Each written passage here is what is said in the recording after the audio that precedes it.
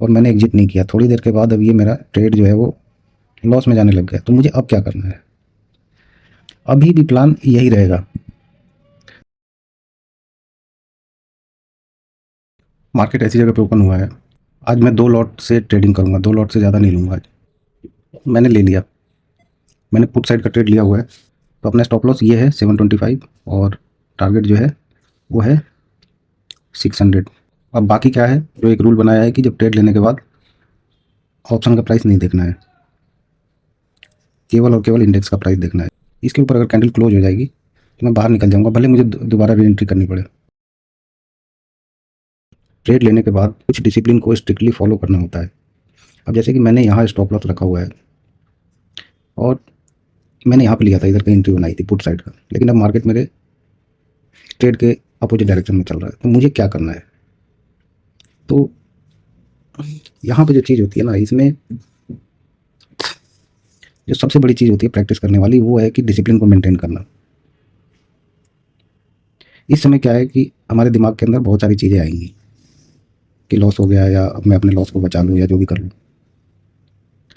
हमें इन चीज़ों से दूर रहना है। हमें क्या करना है कि अपना जो प्लान बनाया था उसको फॉलो करना है, क्योंकि ये जो प्लान है ये रिपीटेडली प्रूव्ड प्लान है। इसमें कई बार गलती भी हो सकती है और कई बार हम सही भी होते हैं।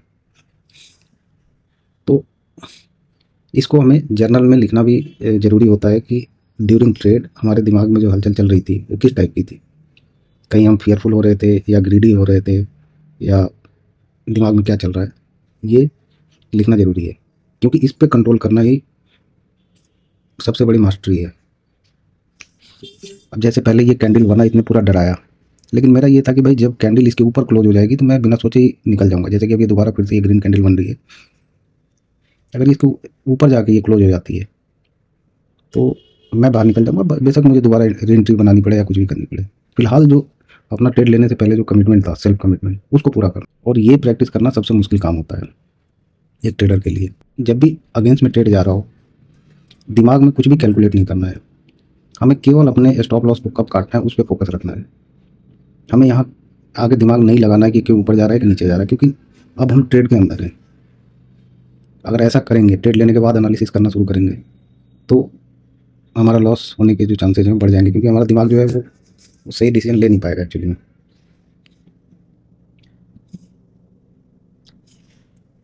बहुत बढ़िया, अब अपने अपने डायरेक्शन में आ रहा है।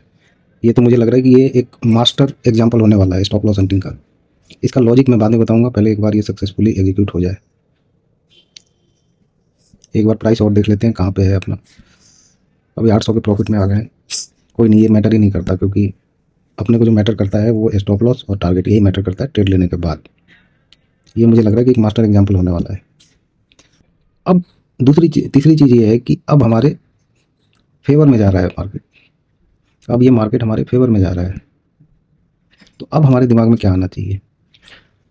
क्योंकि यहाँ पे क्या होगा कि एक डर भी लगेगा कि मैं यहाँ से निकल जाता हूँ, या फिर कई चीज़ें दिमाग में आ सकती है, क्योंकि एक बार यहाँ लॉस देख लिया था, यहाँ प्रॉफिट में आ गए, तो एक बार डर भी लगेगा। तो यहाँ पे क्या करना है? यहाँ भी कुछ नहीं करना है, अपने दिमाग को मॉनिटर करना है कि वो न्यूट्रल रहे जहाँ भी मार्केट जाना चाहे। बस मेरे को ये पता है कि इसके ऊपर अगर क्लोजिंग होगी कैंडल की तो मुझे बाहर निकल जाना है, या फिर ये टारगेट के आसपास पहुंच जाए तो बाहर निकलना है। तो यहाँ भी हमें कोई नया दिमाग लगाने की कोशिश नहीं करना है कि ये जो कैंडल बन रही है ग्रीन वाली, ये क्यों बन रही है, कहीं ऐसा तो नहीं कि ये ब्रेक करके ऊपर चली जाए, जितना मेरे को प्रॉफिट हो रहा है मैं उसी को बचा लेता हूँ। बिल्कुल नहीं करना है, क्योंकि जब आप रिपीटेडली सिंपल प्रोसेस को फॉलो करेंगे तो आपकी जो एक्सपर्टीज बढ़ती चली जाएगी और इस चीज़ से ध्यान ही हट जाएगा। बेसिकली ट्रेड लेने के बाद हमें कुछ सोचना ही नहीं होता है, सारी एनालिसिस हमें एक तरफ रखनी होती है ट्रेड लेने के बाद। हमें इस चीज़ को कम से कम देखना चाहिए, जो ये प्राइस चल रहा है, ये जो प्राइस चल रहा है, क्योंकि इसका कोई मतलब नहीं होता। इसको देख के ही ज़्यादातर हम गलत डिसीजन लेते हैं। तो मैं भी इस थ्योरी को प्रैक्टिस कर रहा हूँ।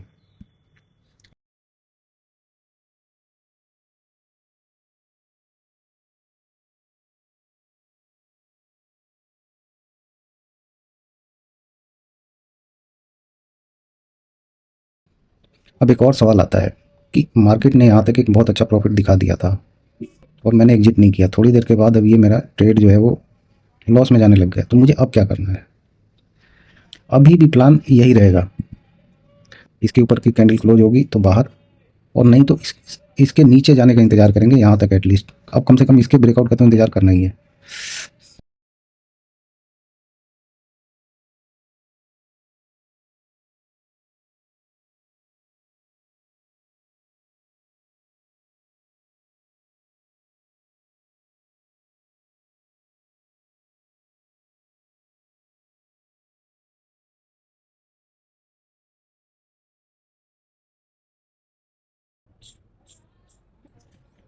एक अच्छा फॉर्मेशन बन रहा है, काफ़ी मार्केट ने परेशान किया, फिर एक अच्छा मूव देने की कोशिश कर रहा है। 2000 का प्रॉफिट,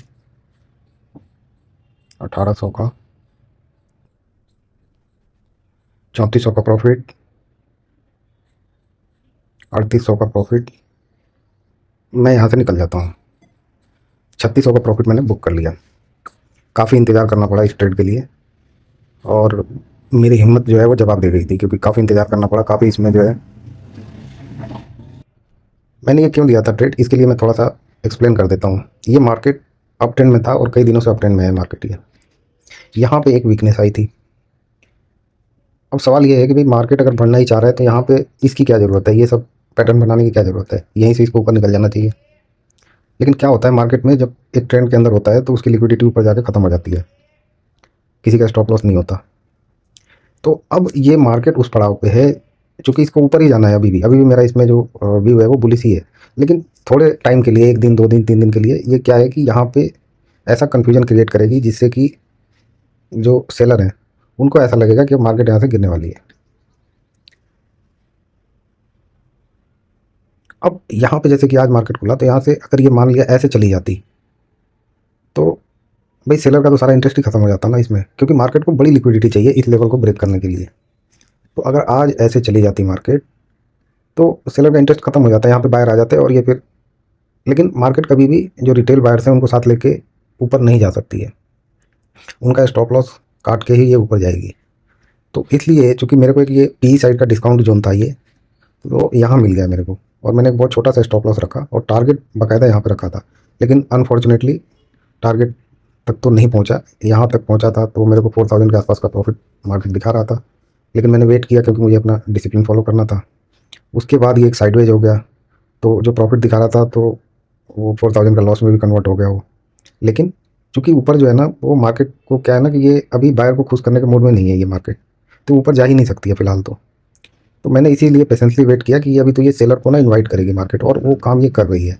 अब यहाँ पे आने के बाद चूँकि बहुत ज़्यादा ये टाइम इसने यहाँ पे बिता दिया था, और जो ऑप्शन के प्रीमियम होते हैं वो भी कम होने शुरू हो जाते हैं, इसलिए मैं यहाँ पे एग्जिट कर गया। हालांकि मेरा एग्जिट का प्लान यहाँ पे था, तो अपना प्रॉफिट हो गया, कोई बात नहीं।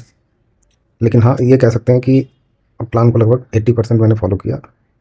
तो ये था इसका लॉजिक।